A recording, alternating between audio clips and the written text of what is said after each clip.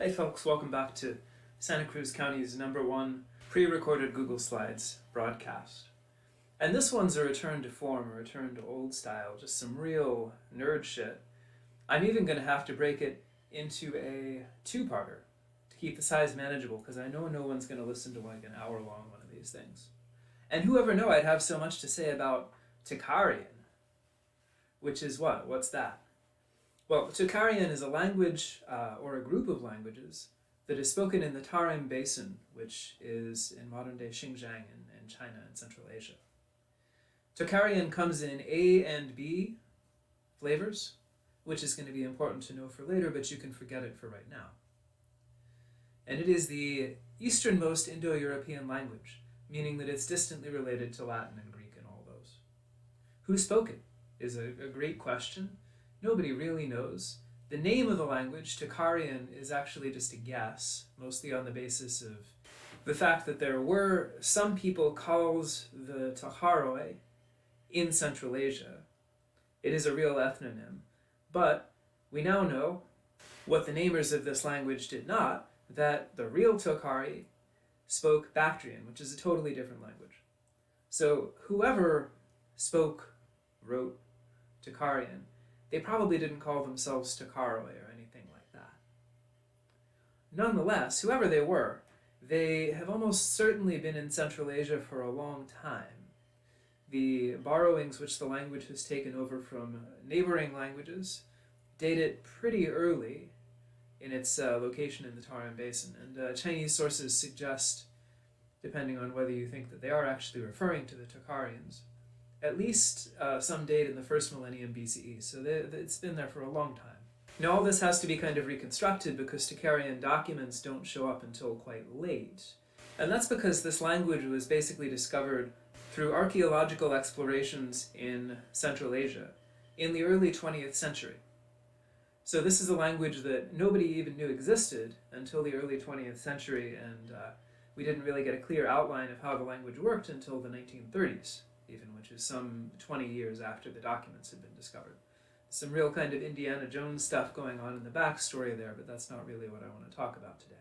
The fact that we encounter this language relatively late and through archaeology rather than direct encounter or a textual tradition or anything like that is in contrast with most Indo-European languages.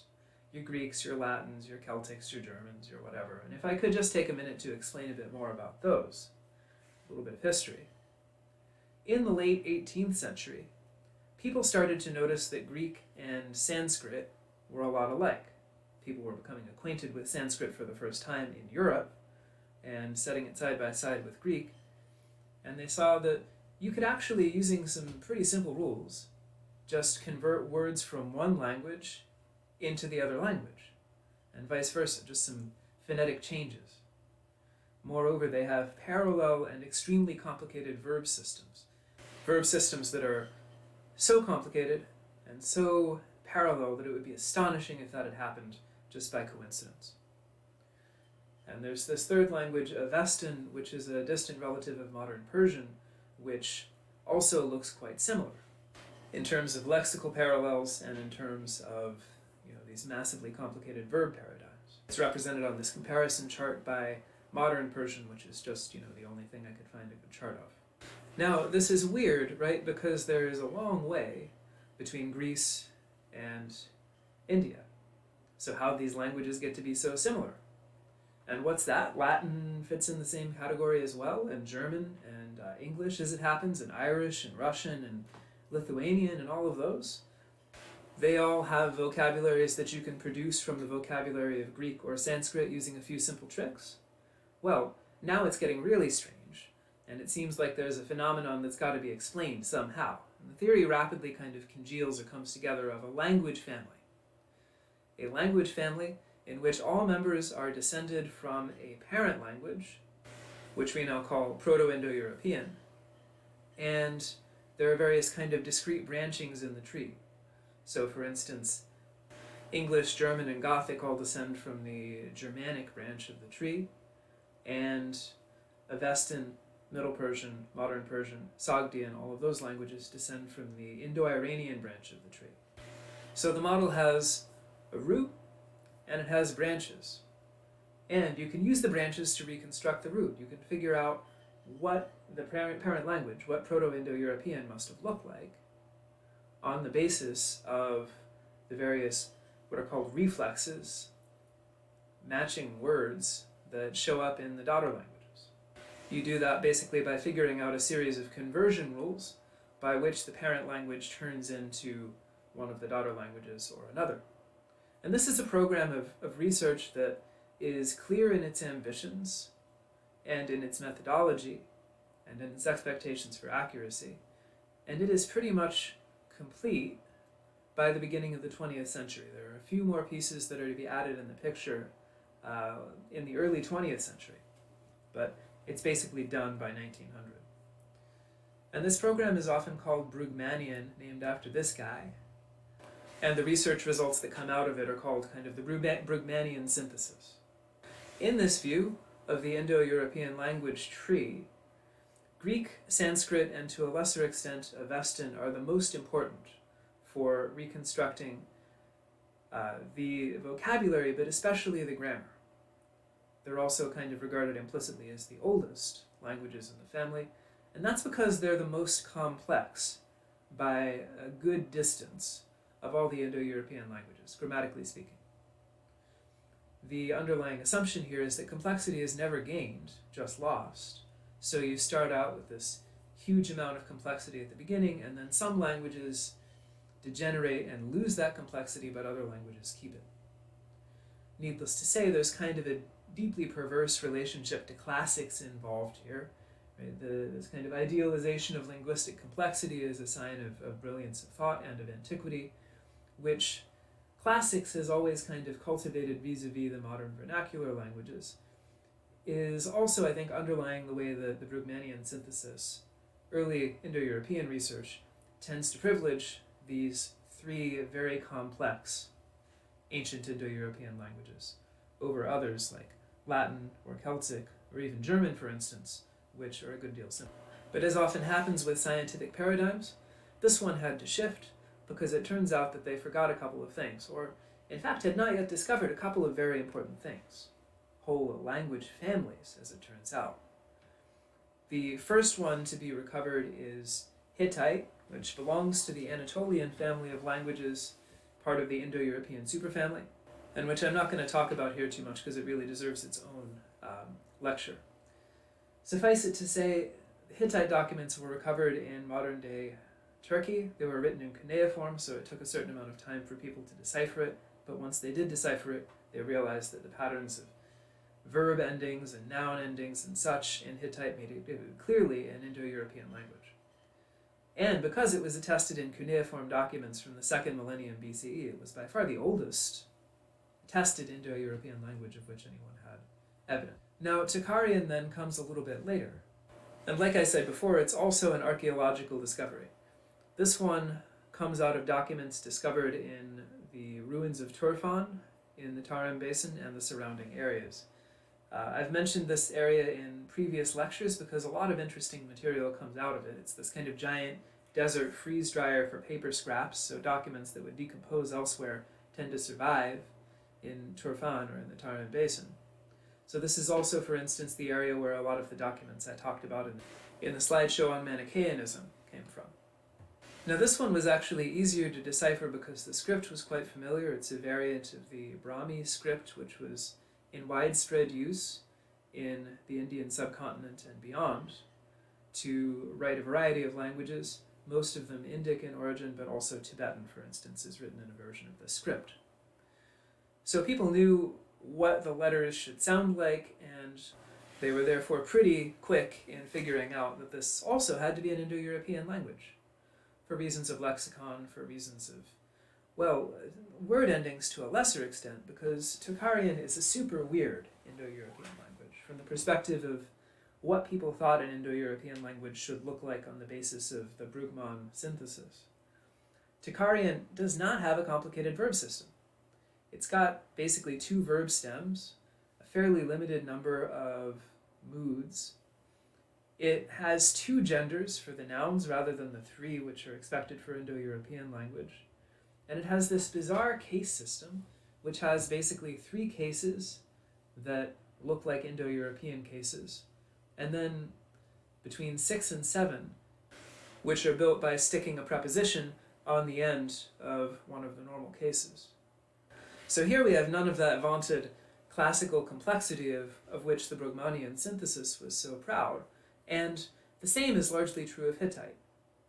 So both these freshly discovered languages confirm the reconstruction of Proto-Indo-European phonology. They show that the people were pretty much right about what Proto-Indo-European should sound like, or what range of sounds it should contain, but they totally blow up the reconstruction of grammar. And when the Hittite results came out and showed that the oldest Indo-European language actually had a pretty simple grammar and verb morphology, people said, well, this is just one weird branch of Proto-Indo-European. It's just totally degenerate, it's lost all of that complexity that clearly the original Proto-Indo-European language had, but the evidence of Hittite became a lot harder to dismiss when Tocharian was deciphered, because it's another weird branch on the opposite end of Eurasia, which suggests that actually the whole tree is weird, or it doesn't look like people had thought it looked. So that means a big revision of the paradigm. Some people continue to maintain that both the Tocharian branch and the Hittite branch of Indo-European just happen to be like weird and simple, but most scholars now agree that Hittite, or the Anatolian family of languages, and Tocharian reflect the oldest stratum of Proto-Indo-European that there is. So now we think that at the outset, there was actually a fairly simple grammar and morphology. All that classical complexity, that verb system that is impossible for students to memorize, is just extra pretension. It's a later development. And the most nuanced version of this view goes something like this, that Hittite and Tocharian are the first branches or the first groups of people to leave wherever it is that all these Indo-European languages are being spoken. So they leave first, and then what's left, the so-called inner Indo-European languages, which are the Brugmannian ones, Greek, Sanskrit, Latin, etc., those continue to develop together, and they develop in the direction of extra complexity. So you see other groups kind of breaking off early, and then Greek and Indo-Iranian containing Sanskrit and Avestan, those other 2 old, complicated languages, are probably the last branches of the family to leave this central area, and consequently, they inherit the most elaborate system of verbs and noun endings. It's just kind of a weird coincidence that we found them first, and that misled us in our first attempts to reconstruct what Indo-European was supposed to look like. Or is it, after all, a coincidence? Well, colonialism is a big factor here, and that's going to have to be another, I think, slideshow as well. But the other big factor is that all 3 of these languages, Ancient Greek, Avestan, and Sanskrit, are preserved by classical or classicizing traditions in different parts of the world. Now that's an idea that may suggest that classics, or the idea of a classic, was screwing up Indo-European research and the Indo-European research program from the get-go. And Tocharian kind of corrects this classicizing picture, but actually, Tocharians had a classicism too, if I may call them Tocharians just for convenience's sake. If you remember those A and B dialects I mentioned before, they're very different actually. It's probably more correct to say that they're different languages. Tocharian A and Tocharian B are different languages because they're not mutually intelligible at all, though they're clearly closely related. They're somewhere in kind of the zone of German and English in terms of how closely related they are, but you can't necessarily understand somebody speaking in German if you only know English. Lord knows I've been trying long enough with little success. Now at first, in the 30s, 40s, 50s, when people were at first deciphering these texts, researchers thought that A and B represented different regional languages.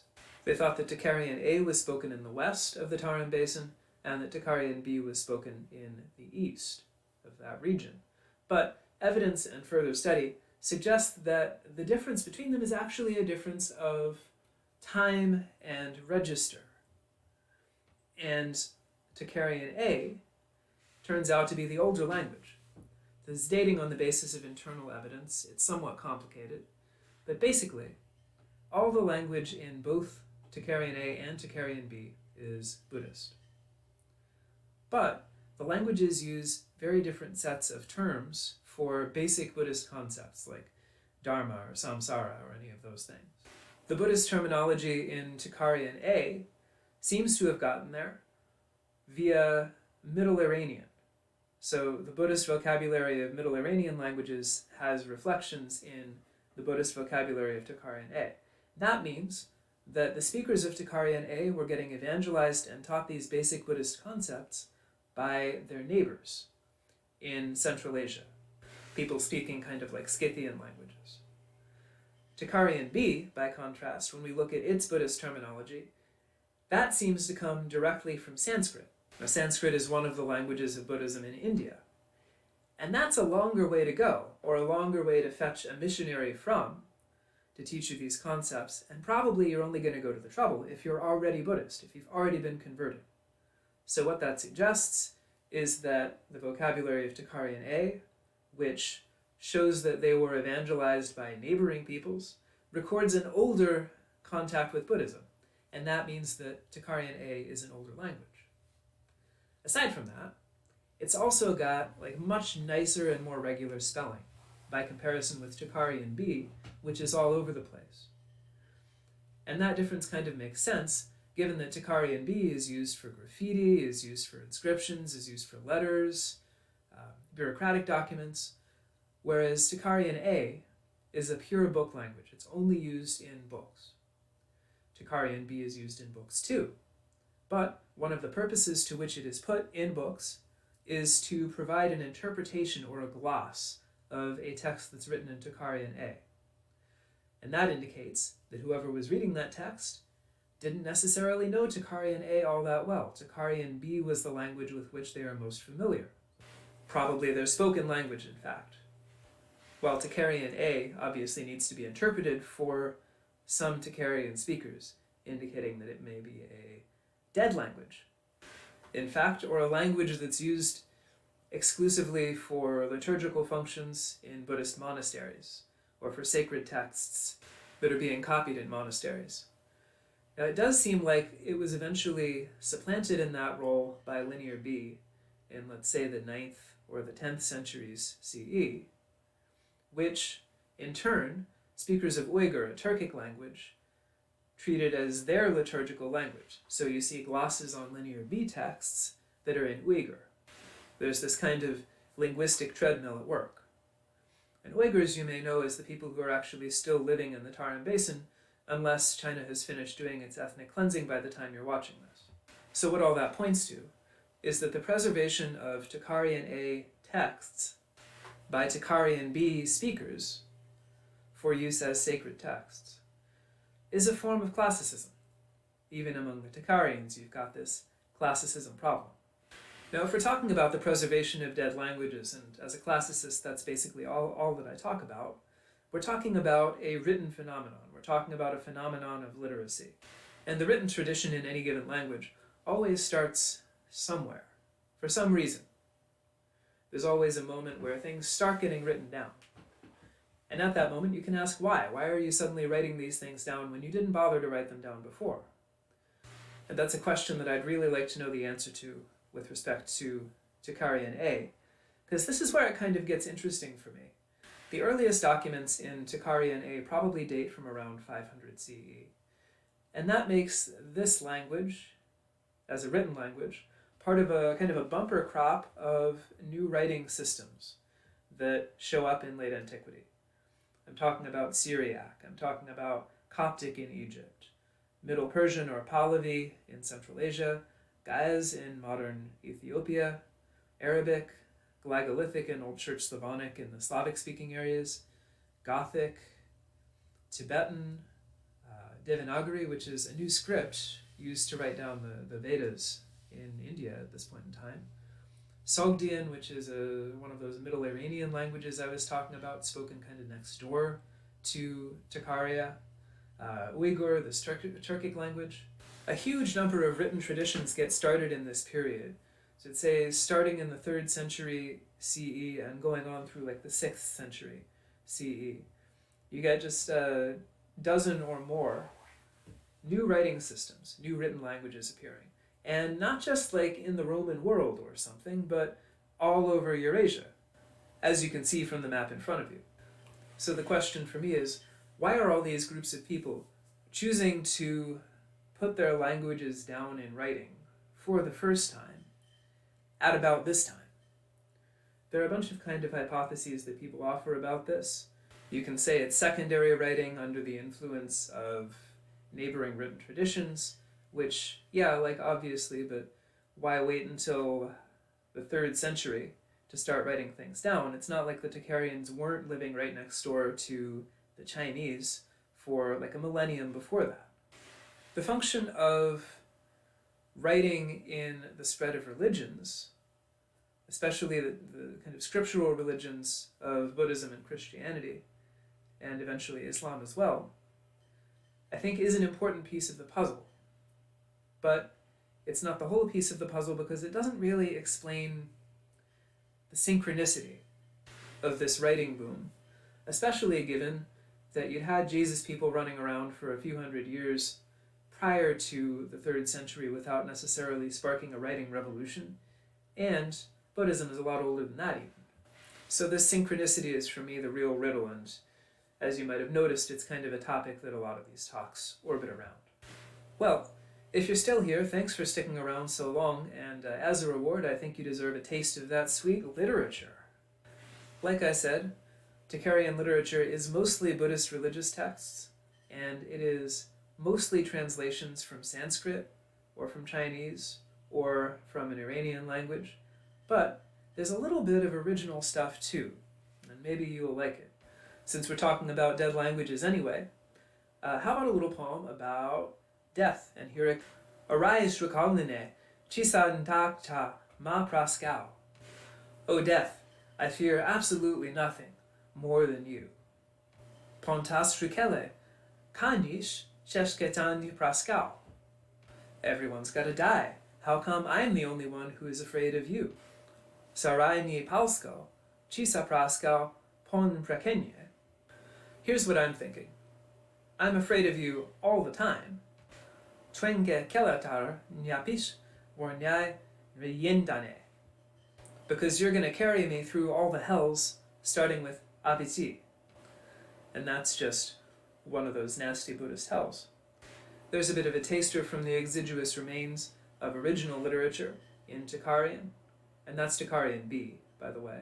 I hope it whets your appetite for next time because, like I said at the beginning, this one's going to be a two-parter. And next time it's going to be all literature, no linguistics. And we're going to talk about some Tocharian robots. So, if that interests you, I hope to see you back here next week at about the same time on a Wednesday evening.